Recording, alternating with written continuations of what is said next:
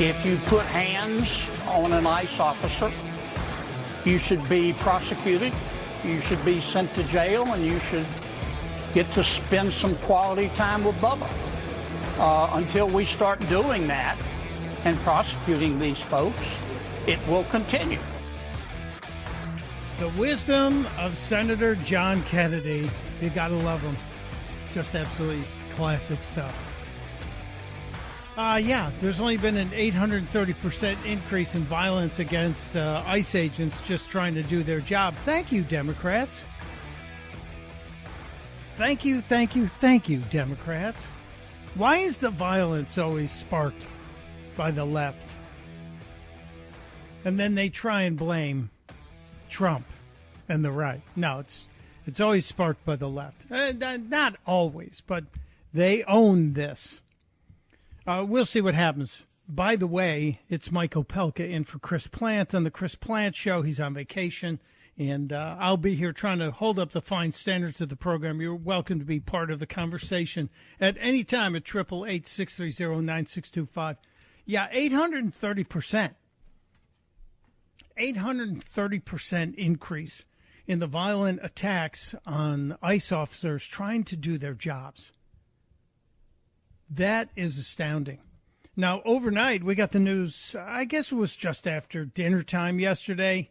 President Trump announced that they're withdrawing the National Guard troops from Los Angeles. I don't think Karen Bass should be running around taking a victory lap, which she apparently is not. But it does feel like maybe we've accomplished what we set out to accomplish there. Maybe Tom Homan finished what he started doing there. We will see. Absolutely, we will see. There are several stories that we want to get to this hour, a couple of big stories breaking. The president, in a Truth Social post, which may kick up some of the things we talked about earlier in the show, is not happy with the attention focused on the Epstein story. Look, the Epstein case and the Epstein files and what we were told and what we found out or didn't find out yet are only one issue. There are a lot of issues, and there are a lot of things the president's trying to accomplish. And why is Donald Trump trying to move so fast right now? I will tell you, it's because there are 475 days until the midterm elections. 474 if you count today, because some people count, it's like the Christmas Eve thing. The president has 475 days to try and get done everything that he wants to get done. And if you don't do it, there is a chance, the small margin in the House of Representatives will be gone, and then nothing gets done.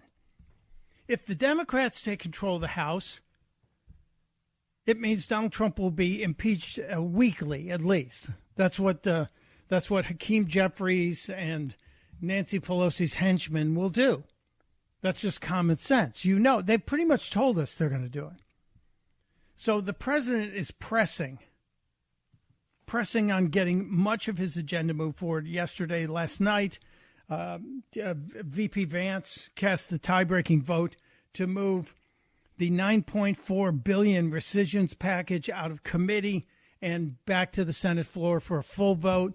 The 3 votes who defected and joined the Democrats, 3 traitors to the agenda, Lisa Murkowski of Alaska, Susan Collins of Maine, and of course Mitch McConnell, who still, I think the correct political term is butthurt over his demise. You would hope he would have exited graciously. Still, I'll be ever thankful that McConnell blocked the Supreme Court nomination that he blocked years ago, because we wouldn't have what we have now, just flat out, keeping Merrick Garland off the Supreme Court.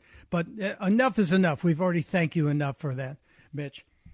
But the president is trying to get things done, and he is frustrated, and he is frustrated and was recently observed posting on Truth Social, dropping a Bravo Sierra bomb on the Epstein story, saying that this was basically fake news. And saying that if you're obsessed with it, if you're one of the people who wants more information, He doesn't want your support anymore. I don't think he believes that. I think we should say, maybe, and Michael and I were talking about this during the break. Michael Piercy, of course, and I were talking about this during the break. What we believed before the election may be different than what we know now. Because we were told forever and ever and ever, if I'm elected, if you elect me, I will do what? I will end the wars. I will lower the prices. I will free up American energy again. We'll get the Epstein files out there. And then you get into the White House. January 20th, you're sworn in. You spend that day going through what you now can know. And maybe you find out some things that weren't as they were presented to us. So maybe there isn't as much there. We will see. I'm hoping we can get some clarity on it, and clarity usually comes with transparency. So how much transparency can happen?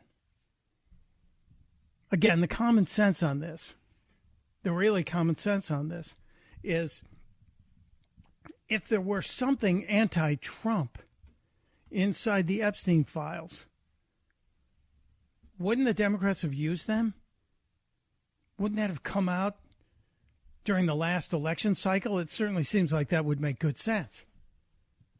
But many of you have suggested there's a whole lot of culpability as it relates to many people involved in this. So we'll keep our eyes on this. If there are any additional statements as it relates to the Epstein files, the president is very, very upset with people who are saying they want more. But that's what the polling data is telling us. Only 3% of America believes we know enough. That means we kind of want more information, sir. And yes, we can do more things. Yes, other things can happen. Things like the investigation into the Autopen. I want answers on the Autopen. I want to know if there were pardons that were granted that are not legitimate. What's going to happen? Can those pardons then be negated? Can the clemency that was handed out in a wholesale way, can those be shut down? I hope so. I think Rand Paul hopes so, too. He would like to see the ability to go after Dr. Fauci. I know Rand Paul referred his complaint against Dr. Fauci back to the DOJ, and he based it on a lot on of course, the situation with the Autopen. So where are we on the Autopen? What do we actually know? The president has said he believes the Autopen scandal, the biggest scandal, absolutely the biggest scandal, maybe the biggest scandal in American history, American political history. But one of the issues with it is how it was used and when it was used. And we go back to when Peter Doocy held up an example in a White House briefing room and asked the press secretary, why is there only one pardon that appears to have been signed by the president? And that one pardon was the pardon of Hunter Biden, who, by the way, Hunter Biden has suddenly surfaced. Hunter Biden is suddenly back in the public eye. So we'll see if there's anything coming from Hunter Biden's mouth that's worth sharing with you. But the issue of the pardons and the issue of the Autopen, kind of an important deal. Is there something there? Well, it kind of feels like MSNBC is helping not this White House, but the previous White House. MSNBC is standing up and saying, hold on a second here. Everybody's using the damn Autopen. Everybody's got their hands on the Autopen. And that if Joe Biden was using it, but other people were using it, they're playing the whataboutism card. It feels really bizarre, doesn't it? It does to me. And I'm one of the people who says the member of Congress who may be using the Autopen is a little different than the President of the United States using the Autopen and handing out pardons to family members and to people like Dr. Fauci. It feels like that's a very different issue. So, no, I'm not going to accept that. I'm not going to accept that at all. It's not something that has any reality to it. The issue of the Autopens has to be addressed. And the lead investigator into Biden's use of the Autopen signed letters with a digital signature. Oh, no. This is what NBC News is reporting. NBC News is claiming that Comer used the Autopen. So they're playing the whataboutism card. Well, Comer used the Autopen to sign letters of inquiry, to sign documents, not to sign pardons, not to give decades-plus pardons to people. It is beyond ridiculous to try and compare the two, but never let it go. Never let MSNBC get away with it. They'll never miss an opportunity on this. It really is disgusting to me. MSNBC reporter Ryan Nobles yesterday trying to create a gotcha moment. NBC News conducted an analysis of the communications that the chair of the House Oversight Committee, James Comer, has used to bring in former members of the Biden White House to ask them questions about Biden's use of the Autopen and his cognitive decline in office. And what we discovered is that of the 16 letters that Comer sent to these staffers, that they were all signed with the use of a digital signature, meaning that he did not actually sign these documents himself, similar to what he's accusing President Biden of not doing. Now, what he did do was use a wet signature, as it's called, for the actual subpoena requests for two Biden officials, including the White House physician Kevin O'Connor. But everything else was used with a digital signature. So form letters, digital signature. Subpoenas, well, he actually got out a pen and signed it. Yeah, I think you're kind of making the case for the Trump administration on this. And Mr. Trump is quite open about the Autopen situation. He talked about the use of it from the Biden administration. Cut 9, Michael, if you got it. The people on the other side of the Resolute desk, I know them. Lisa, the whole group, and they're no good. They're sick people. And I guarantee you he knew nothing about what he was signing. See, I don't know if we can ever prove that. But the reality is, if you're signing pardons, they should be signed personally. And I think people on both sides of the aisle could agree to that. The president explained the real need or the purpose of the Autopen. You know what the Autopen is supposed to do? Sign thousands of letters from young people. It's not supposed to be for signing major legislation and all other things. No, the Autopen, and I doubt he knew. I doubt they even spoke to him about it. I doubt they even spoke to him, too, because they barely spoke to him at all. And now we're starting to learn about that. I don't think the New York Times interview helped, and I certainly don't think Hunter Biden's sudden appearance is going to help. The Autopen, where are you on the Autopen? 888-630-9625. Should we press this as far as we can? Comer is the guy who's been in charge of the full success, I believe, on the Hunter Biden investigation and into the criminal activities of the Biden family leading up to the election. But will we with the Autopen?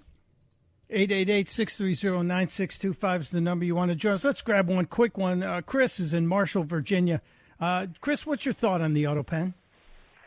Well, there's no legislation that we can prosecute on this. It is indeed, as Trump says, the biggest scandal in presidential history. However, it's going to be a red herring for us to try to go back item by item and litigate every one of these pardons. So I have a better idea. Let's take a 30,000-foot view of this and say, get the list of everybody that was pardoned with the Autopen. As Trump said, the Autopen's purpose is for ceremonial things, not consequential things. So everybody that was pardoned with that Autopen, let's make them really, really rue that day. And if they run a red light, If they don't return a library book on time, nail them to the wall. Fauci, Hunter Biden, they're not going to change their stripes. They're still doing the same things they did. Hunter, I from the heart of my bottom, I promise you, Hunter Biden has committed felonies since his daddy theoretically pardoned him that would land you or I in prison for the rest of our lives. Since then, let's make them accountable. What we can do is take that list of pardons and use it as a shopping list. Interesting. We'll keep an eye on that. I got to take a break here, but thank you for using the heart of my bottom. It's one of my favorite expressions as well. It's Michael Pelka in for Chris Plant on the Chris Plant Show. Chris here with a list of things that none of us should trust. The Washington Post, the New York Times, anything on CNN. Here's a list of things that I do trust. The Washington Times. Support real journalism for just $1 a week at washingtontimes.com/Chris. It is the Chris Plant Show. Michael Pelka for Chris Plant. As we're talking about the president's reaction, President Trump's reaction to some of the opinions of people about the attention to the Epstein files, we are given news that Congresswoman Lauren Boebert is asking for a special counsel. That would be interesting. Congresswoman Lauren, how dare I call her a congressman, right? Lauren Boebert will be asking for a special counsel. Let's jump to the phones real quick. Try and do the lightning round. We'll try and get to as many of these as we can because time is short and we want to make sure we talk to you. Let's talk to Tom in Chicago, listening on the great WLS. Hello, Tom. Welcome to the Chris Plant Show. Thank you. It's nice to be here. So the Epstein thing, everybody's kind of mystified by Trump administration taking a U-turn on this. I'm going to put a theory out there. I don't have any evidence for it, but so they talk about there's probably Republicans on his client list. That's probably true. And then when this U-turn occurred, the Trump administration was very busy trying to collect as many votes as they could get for his big, beautiful bill. And I could imagine some promises made to these Republicans, protection against this being exposed. Well, Tom, I will tell you, I hate to cut you off, but time is truly short. The testimony we heard from our favorite former Harvard lawyer said that no current politicians are on that list. Former politicians, yes. So I don't know how much arm twisting could be done if you didn't have a vote that could be gotten. So we'll see what happens. There's a lot more to come on this, and we will see what the left is saying about Lauren Boebert's call for a special counsel. And who would it be? Would it be Matt Gaetz? I have some issues with that. It's Michael Pelka in for Chris Plant on the Chris Plant Show.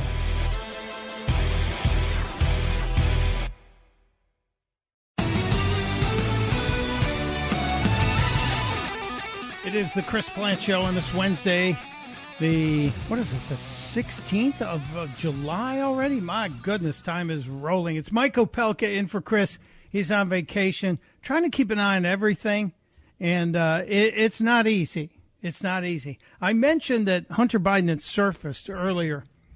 Yes, he has. Hunter Biden has surfaced. We're going to, I think, hear it either today or tomorrow. There's a podcast coming out with Hunter, and he's speaking out. We'll see what the heck he has to say. But I don't think it's a good idea to let any Biden talk. Although I would like to hear from the Bidens and their cohorts that are being called before congressional hearings.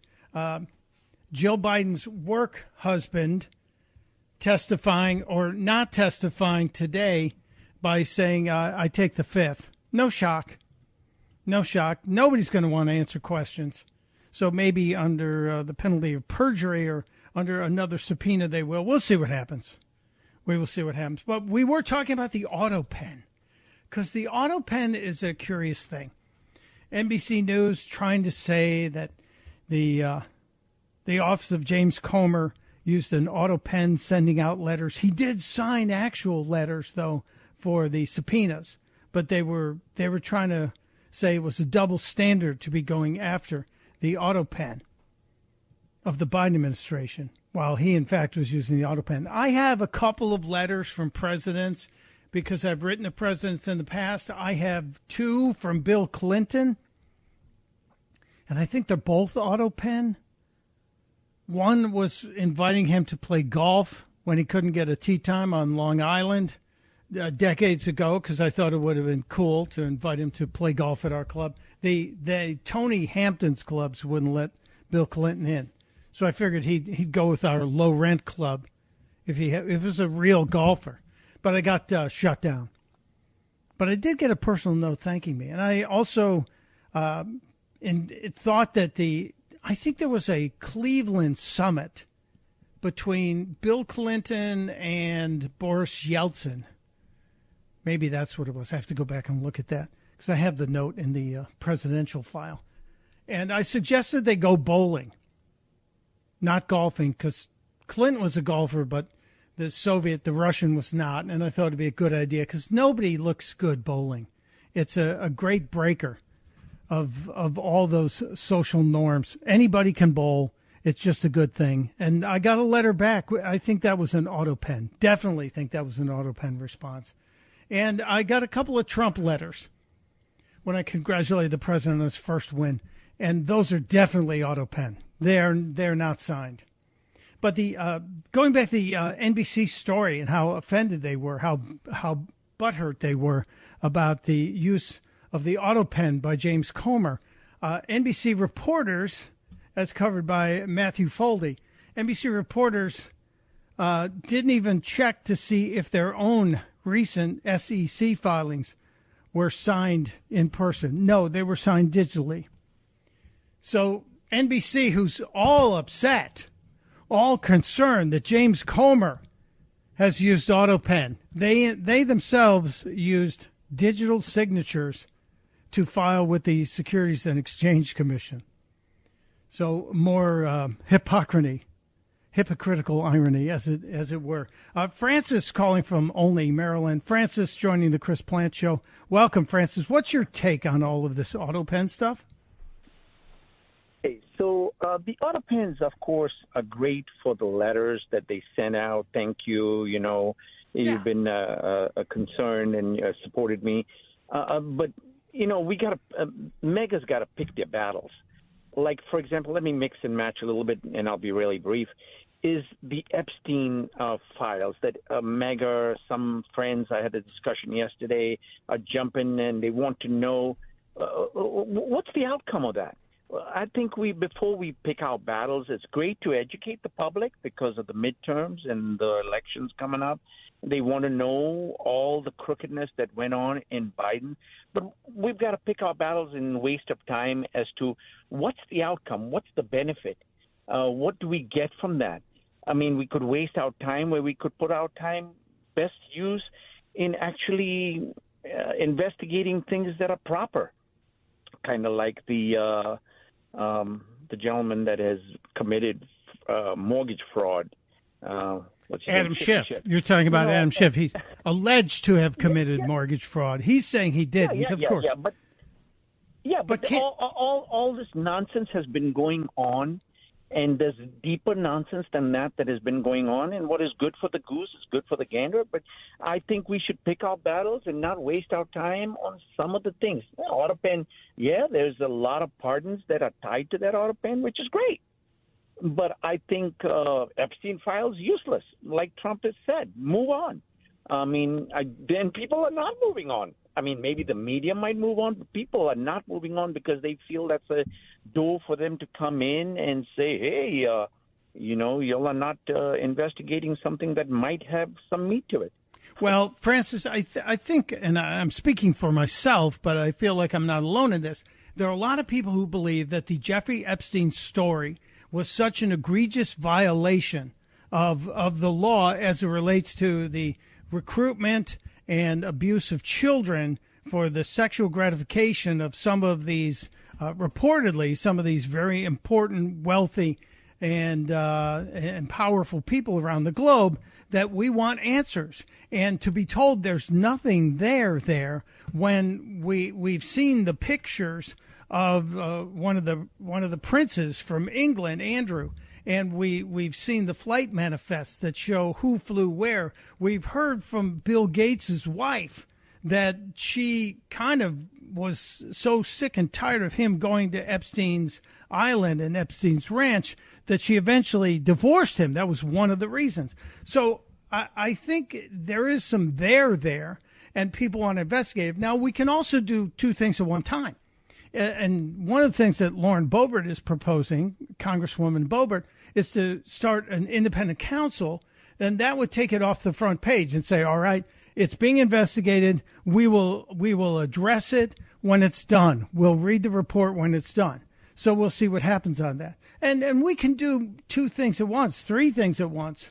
I firmly believe that. But thank you for your call. Let's go to Pete in Vienna, Virginia. Pete, you have a thought about the Autopen thing, as you're calling it?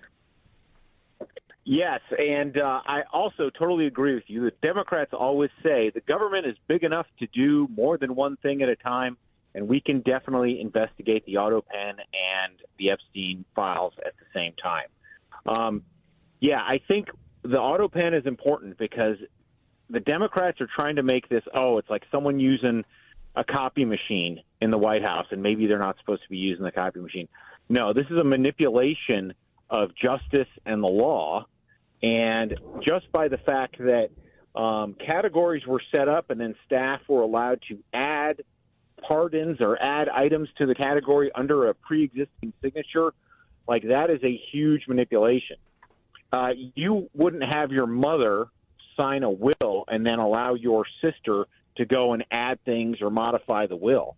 Like that, obviously that doesn't happen. That's not allowed, and we shouldn't allow that at the White House. That's a very good example. That's a really good example, because it is kind of like family members were adjusting the will after it had reportedly been written and solved. That's a really good lineup on that. I appreciate your thoughts on that. Very good. Well done. It is open to your interpretation, of course, always, and we appreciate it. Let's go to Keith in Lexington, Kentucky. Welcome to the Chris Plante Show, Keith. Hey, thank you. I just wanted to real quickly say that, we know that Biden was out of town when some of the Autopen stuff happened. So how is that even legal? I mean, if we know he was out of town. And as far as the Epstein files, he campaigned on that. It's not the Epstein files. Who cares about that? It's about the fact that you said you were going to do this, and now you're proving you're no different than the rest. Keith, though, let's talk about that. You're not privy to all the information while you're campaigning until you're sworn in. So you might, under that same thinking, should we also abandon support for President Trump because he didn't end the war between Russia and Ukraine in one day? No, but when you come out and you're saying, hey, when you come out with people from the White House and the AG and you're showing some sort of dossier or folder saying, hey, here's our list, here we got it, and then, you know what? Whoops, sorry, we were wrong. And if I'm not mistaken, did she not actually work for Pfizer in some sort of way too? Oh, Pam Bondi? Yes. I'd have to go back. I'd have to go back and look at her resume prior to being the Florida Attorney General. That's possible. I don't know. But the binder thing was particularly embarrassing. I agree with you. I think that's one of those moves they think maybe we shouldn't have done that. That ended up come back and bite him a little bit. But thank you, Keith. Appreciate you. Let's grab at least one more here. Patricia in D.C. Patricia, welcome to the Chris Plante Show. Yes, I'm commenting on Epstein. I heard that some of the adult victims of Epstein, who are still anonymous because they were minors when this happened, they now want to name perpetrators, but they want to remain anonymous. Well, that's not fair to some person. Here you're being accused, but your accuser's name is not out there. I just heard that. Well, I'm going to have to investigate that. I appreciate their desires not to want to be public in a very public case, which could have some pretty embarrassing stuff. But you bring up an interesting point. If you're going to accuse someone of doing horrible things, are you allowed anonymity as an adult? I wonder. We will see. We'll look into it. We'll follow it up. Let's go to Sylvia in D.C. Hello, Sylvia. Welcome to the Chris Plant Show. Hi. I just want to say that they ought to reduce Ghislaine Maxwell's sentence and let her testify and name names. I understand that yesterday Pam Bondi denied her appeal to the Supreme Court. Why are they hiding her? Why doesn't she just speak up? Why don't they have a Senate hearing or a hearing in the House and let Maxwell talk? She's willing to talk. Well, that's an interesting question. And now the administration has argued before the Supreme Court saying we don't want her to be allowed to appeal her sentence. And she is currently serving, I think it's a 10-year sentence, but and she's, I believe, 6 months into it. We'll see where that's going. But that's a really interesting question. Could they offer her a deal? And how much credibility is in Ghislaine Maxwell's history? Is she a credible witness? That would be one of the questions I would ask. She certainly has something to gain by testifying. So that's one of those interesting ones. Let's grab one more call here before we take a break. Bob says he's calling from Moscow. Are you in Russia, Bob? Yes, I am. I've been here for the past 8 years. Wow. On and off, traveling back and forth to the United States. The United States is my home. I love my country. But with the Autopen, if I'm not mistaken, the law states that the President of the United States has to sign all pardons. An Autopen signed by someone else is not the President actually signing it. So they could approach it by that way because the law states that it has to be signed by the President.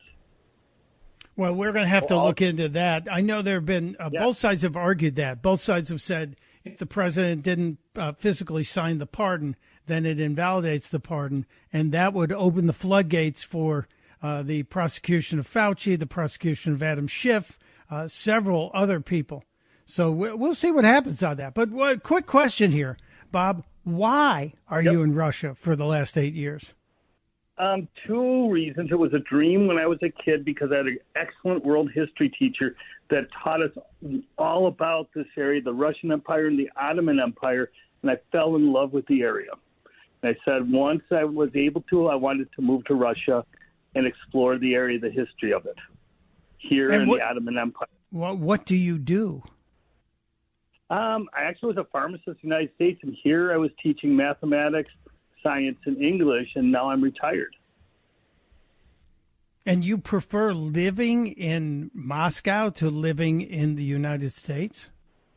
Depends on where in the United States. In Moscow, as a pensioner, I can walk at night, and I'm not afraid of getting robbed or getting beat up or shot, whereas being from Chicago originally, there's no way on this world I would walk downtown Chicago by myself at 9 o'clock at night. Very interesting. Plus, the other part is healthcare. I have a neurological condition that my drugs it comes from Germany and it's prescribed in Germany, but it's not available in the United States. So either way, when I come back to the United States, I always have to declare the medicine because it's a non-approved FDA medicine, but it works for me. Very interesting story. And thank you. And you listen to the Chris Plant Show all the time? As much as I can because of the time difference. But one quick thing with Jeffrey Epstein, my question is where were the parole officers? Where was Homeland Security? How come none of these people on the list haven't been stopped or had their electronic devices checked like Jack Walsh does, or John Walsh, when what happened to his son being kidnapped and killed? How come none of these people have been under the same scrutiny than any other person would have been under? That's a good question. Some of that may be because of the time when it happened and the lack of the same kind of devices being available as we have today back then. Good, interesting questions, Bob. Thanks for sharing your story with us. Thanks for being out there in Moscow. I don't know if that's the place I would choose to be an expat in, but to each their own. It's Mike Opelka in for Chris Plant. When we come back, is there going to be a UFC fight on the White House lawn? You'll hear it from Dana White himself next on the Chris Plant Show.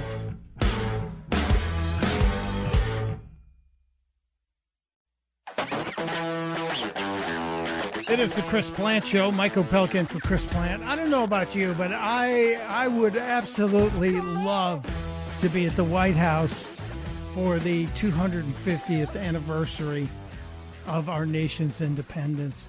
Yes, for all of the fireworks that will be there will be remarkable, I'm sure. But I think mostly for the event that the president talked about a couple of weeks ago when he mentioned there's going to be a UFC fight. Yes, a UFC fight at the White House. Dana White, the guy behind it, talked about it yesterday. So I'm up at my house like every year in Maine at 4th of July.